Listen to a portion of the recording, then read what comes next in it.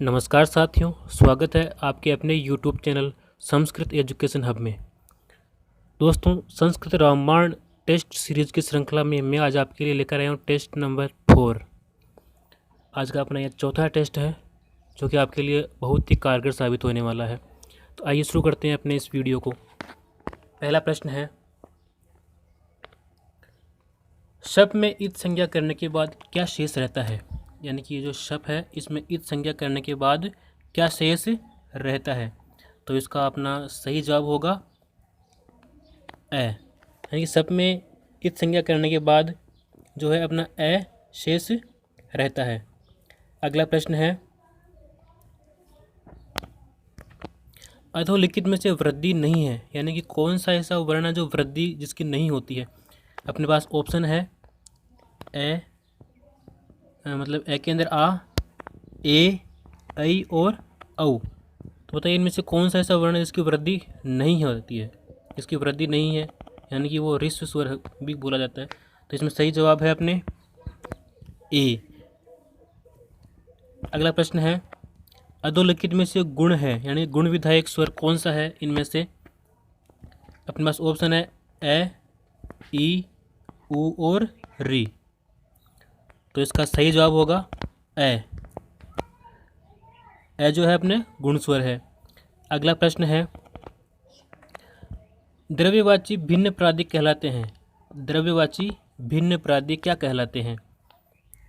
अपने पास ऑप्शन है निपात, उपसर्ग, क्रिया या फिर प्रत्यय। तो इसका सही जवाब है निपात। द्रव्यवाची जो भिन्न प्रत्यय हैं वो निपात कहलाते हैं। अगला प्रश्न है, निषेध और विकल्प की संज्ञा होती है। निषेध और विकल्प की क्या संज्ञा होती है? अपने पास ऑप्शन है अवसान, विभाषा, निपात या फिर पद। तो इसका सही जवाब है विभाषा। निषेध और विकल्प जो है इसकी विभाषा संज्ञा होती है। अगला प्रश्न है, शुभ तिगंत रिक्त स्थान में होगा। शुभ तिगंतम रिक्त स्थान में होगा। तो यहाँ पे रिक्त स्थान में क्या आएगा? अपने पास ऑप्शन है उपसर्ग है, पदम, अव्ययम, इत है। तो इसका सही जवाब होगा पदम। शुभ तिगंतम पदम। सुबंत और तिगंत जो होते हैं उनकी पद संज्ञा होती है। अगला प्रश्न है, संहिता नित्य नहीं होती। संहिता नित्य नहीं होती, यानी कि जो संधि है वो नित्य नहीं होती है। किस में नहीं होती है? अपने पास ऑप्शन है एक पद में, धातु उपसर्ग के कार्य में, समास में या फिर वाक्य में। तो इसका सही जवाब होगा द, यानी कि वाक्य में। वाक्य में ये नहीं होती है। अगला प्रश्न है, इंद्र उदाहरण है। इंद्र है किसका उदाहरण है? अपने पास विकल्प है संयोग का, अवसान का, वृद्धि का या फिर सवर्ण संज्ञा का। तो इसमें सही जवाब होगा अपने संयोग। इंद्र जो है उसमें संयोग का उदाहरण है। अच्छा, संयोग किसे कहते हैं? जैसे मैंने मान लो ये इंद्र लिखा, यहाँ पे लिखा मैंने इंद्र है, ठीक है। तो इनमें जो व्यंजन वर्ण है, यानी कि ये न हलंत है, द हलंत है और ये र, ये हलंत है। यानी कि जब ऐसे व्यंजन वर्ण जो हलंत हो और अत्यधिक पास पास में आ जाते हैं, ऐसे व्यंजन वर्ण जो हलंत हो यानी कि उनमें स्वर नहीं हो और जो अत्यधिक निकट आ जाते हैं तब उनकी संयोग संज्ञा होती है। अगला प्रश्न है, हकार के कुल कितने भेद हैं? एकार जो है उस एकार के कुल कितने भेद हैं? तो इसमें सही जवाब है 18 है। एकार जो है उनके 18 भेद हैं। 18 भेद किन किन के हैं और किन किन वर्ण के कितने कितने भेद हैं मैं आपको बता देता हूँ। देखिए, ए, ई, उ और री, ये जो अपने 4 वर्ण हैं, इन 4 वर्णों के प्रत्येक के 18 भेद होते हैं। ये 4 वर्ण है ए ई उ और री, ये ई है यहाँ पे, ए ई उ और री, ये 4 वर्ण है, इनके 18 भेद होते हैं। और इसके आगे हैं री, री, ए, ऐ, ओ और औ। ये जो 5 वर्ण है इनके होते हैं 12 भेद, इनके होते हैं 12 भेद। तो इसको आप थोड़ा ध्यान रखना। अगला प्रश्न है 18 भेद किसके नहीं है। अगला प्रश्न पूछा कि 18 भेद किसके नहीं है। तो अभी हमने जाना है किन किन के 18 भेद है और किन किन के 18 भेद नहीं है। तो अपने पास ऑप्शन है ए, इसके 18 भेद होते हैं, ई के भी होते हैं, ओ के भी 18 होते हैं। तो अपने पास सही जवाब होगा इसका ए। ये जो ए है इसके 18 भेद नहीं होते हैं। तो फिर कितने भेद होते हैं ए के? ए के होते हैं 12 भेद। ठीक है। अगला प्रश्न है ए का नहीं होता, ए का नहीं होता। अपने पास विकल्प है ऋस्व, दीर्घ, प्लूत या फिर कोई नहीं। तो इसका सही जवाब होगा ऋस्व। ए जो है इसका ऋस्व नहीं होता है। इसके पास ए जो है बिल्कुल सही जवाब होगा अपने, ए का ऋस्व नहीं होता है। अगला प्रश्न है री और री की सवर्ण संज्ञा होने पर कुल कितने भेद होते हैं। यानी कि ये जो री है, री प्लस री, इन दोनों की जब सवर्ण संज्ञा होती है तो इनके कुल कितने भेद होते हैं। तो मैंने अभी आपको बताया जो री होता है इसके कितने भेद होते हैं और री होता है इसके कितने भेद होते हैं। तो ये जो री है इसके तो होते हैं 12 भेद, री के तो हैं री के तो हैं 12 भेद, और ये जो री है री के हैं अपने 18 भेद। री के 18 प्लस री के 12, दोनों मिलकर के हो जाते हैं अपने 30 भेद होते हैं दोनों। तो अपने इसमें सही विकल्प होगा ऑप्शन नंबर से बिल्कुल करेक्ट ऑप्शन है इसका, 30 भेद होगा। अगला प्रश्न है सवर्ण होने के लिए समान होना जरूरी है। यानी कि सवर्ण संज्ञा होने के लिए किन किन का समान होना जरूरी है। अपने पास विकल्प है उच्चारण स्थान, बाह्य प्रयत्न, आभ्यंतरीय यत्न या फिर अवश्य दोनों। तो इसमें अपने सही जवाब होगा द, ए और से दोनों। यानी कि उच्चारण स्थान और आभ्यंतर यत्न सवर्ण होने के लिए जरूरी है। अगला प्रश्न है आडी रेखा किस स्वर के नीचे लगाई जाती है। यानी कि आडी रेखा, ये वाली रेखा किस स्वर के नीचे लगाई जाती है। अपने पास ऑप्शन है उदात्त, अनुदात्त, स्वरित या फिर तीनों में। तो मैंने आपको पिछले वीडियो में बताया था कि कौन से स्वर उदात्त होते हैं, कौन से अनुदात्त होते हैं और कौन से स्वरित होते हैं, और किस स्वर के नीचे कौन सी रेखा लगाई जाती है। तो अपने पास में विकल्प आएगा, सही जवाब है इसका अनुदात्त। यानी कि जो आडी रेखा है वो अनुदात्त स्वर के नीचे लगाई जाती है। अगला प्रश्न है सुप्रत्यय कितने हैं। यानी कि अपने जो सुबंत है वो कितने हैं। तो सुबंतों की संख्या है अपने 21।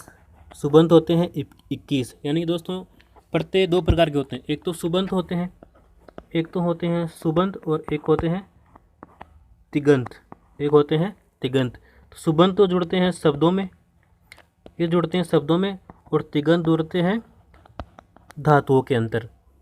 सुबंतों की संख्या है 21 और तिगंतों की संख्या है 18। सु ओ जस, ये तो है अपने 21, इस प्रकार से 21 सुबंत होते हैं, और तिप तस जी, सिप थस थ, मिप वस वस, इस प्रकार से ये अपने 18 है तिगंत होते हैं। अगला प्रश्न है वर्णों का अभाव कहलाता है। वर्णों का जो अभाव है वो वर्णों का अभाव क्या कहलाता है। अपने पास विकल्प है निपात, संयोग, विभाषा या फिर अवसान। तो इसका सही जवाब होगा द, अवसान। दोस्तों वर्णों का जो अभाव है वो अवसान कहलाता है। अगला प्रश्न है अंतिम वर्ण से पूर्व वर्ण की संज्ञा होती है। अंतिम वर्ण जो है उससे जो पूर्व वाला वर्ण है उसकी क्या संज्ञा होगी। विकल्प है टी, उपधा, घु या फिर घी। तो इसमें सही जवाब होगा उपधा यानी जो अंतिम वर्ण है उससे जो पूर्व वर्ण है यानी कि सेकेंड लास्ट अल्फ़ाबेट की जो है उपधा संज्ञा होती है। अपने पास अगला प्रश्न है, ऋस्व इकार और ऋस्व उकार की संज्ञा होती है। ऋस्व ई और ऋस्व उ की संज्ञा क्या होगी? अपने पास विकल्प है टी, घी, घू या फिर भ। तो इसका सही जवाब होगा अपने घी संज्ञा। ऋस्व ई और उ की घी संज्ञा होती है। अगला प्रश्न है, दा और धा दाब को छोड़कर धातु की संज्ञा होती है। दा और धा दाब को छोड़कर धातु की संज्ञा होती है। तो इसका सही जवाब होगा घू संज्ञा होती है। दा और धा को छोड़कर के धातु की घू संज्ञा होती है। अगला प्रश्न है, वेदांगों में प्रधान अंग है, जो वेदांग है अपने, उन वेदांगों में प्रधान अंग किसको माना गया है? वेदांगों की संख्या होती है दोस्तों 6 वेदांग होते हैं, उनमें से प्रधान किसको माना गया है? अपने पास विकल्प है निरुक्त, छंद, ज्योतिष या फिर व्याकरण। तो इसका सही जवाब होगा व्याकरण। वेदांगों में व्याकरण को प्रधान माना गया है। अगला प्रश्न है, अष्टाध्यायी का अंतिम सूत्र है। अष्टाध्यायी का अंतिम सूत्र कौन सा है? अपने पास विकल्प है अदेंग गुण है, वृद्धिरादेश, ए या फिर हलंत्यम। तो इसका सही जवाब होगा ए। अपने जो अष्टाध्यायी है उसका अंतिम जो सूत्र है वो है ए और इसका प्रथम जो सूत्र है वो है वृद्धिरादेश। वृद्धिरादेश अपने अष्टाध्यायी का प्रथम सूत्र है और ए जो है वो है अंतिम सूत्र। अगला प्रश्न है कि अष्टाध्यायी में असिद्ध पदों की संख्या है। अष्टाध्यायी में असिद्ध पदों की संख्या कितनी है? अपने पास विकल्प है 32, 29, 3 या फिर 7.25। तो इसका सही जवाब होगा 3। अष्टाध्यायी में जो असिद्ध पद हैं वो कितने हैं? 3 पद उनमें असिद्ध माने गए हैं। अगला प्रश्न है, माहेश्वर सूत्रों को कहा जाता है। माहेश्वर सूत्रों को क्या कहते हैं? जो अपने माहेश्वर सूत्र होते हैं 14, उन 14 सूत्रों को और किस नाम से जाना जाता है? तो अपने पास विकल्प है अक्षर समाम्नाय, प्रत्याहार सूत्र, वर्णमाला सूत्र या फिर उक्त सभी। तो इसका सही विकल्प है द यानी कि सभी। प्रत्याहार सूत्र भी बोलते हैं माहेश्वर सूत्रों को, वर्णमाला सूत्र भी बोलते हैं और अक्षर समाम्नाय भी बोलते हैं। ये जो माहेश्वर सूत्र हैं इनका प्रयोग प्रत्याहार निर्माण में भी किया जाता है, जो कि 44 प्रत्याहार होते हैं उनमें। अगला प्रश्न है, क्ष वर्ण में संयोजन है। ये जो क्ष वर्ण है ये किन 2 वर्णों से मिलकर के बना है, यानी कि इनमें किन किन वर्णों का संयोग है? अपने पास ऑप्शन है क धन श, क धन श, ख धन श या क धन मूर्धन्य श। तो इसका सही जवाब होगा द, क धन मूर्धन्य श। ये क्ष जो बनता है ये हलंत क प्लस ये मूर्धन्य श, इन दोनों को मिलाकर के ये जो है क्ष बनता है। अगला प्रश्न है, लोप संज्ञा विधायक सूत्र है। लोप संज्ञा विधायक सूत्र है। अपने पास विकल्प है तस्य लोप है, प्रसक्तम लोप है, लोप साकल्यस्य या फिर अदर्शनम लोप है। तो इसका सही जवाब होगा अपने विकल्प नंबर द यानी कि अदर्शनम लोप है। दोस्तों अगर आपको ये वीडियो पसंद आया है तो प्लीज़ लाइक, शेयर और सब्सक्राइब जरूर कर दें। जयतु भारतम, जयतु संस्कृतम।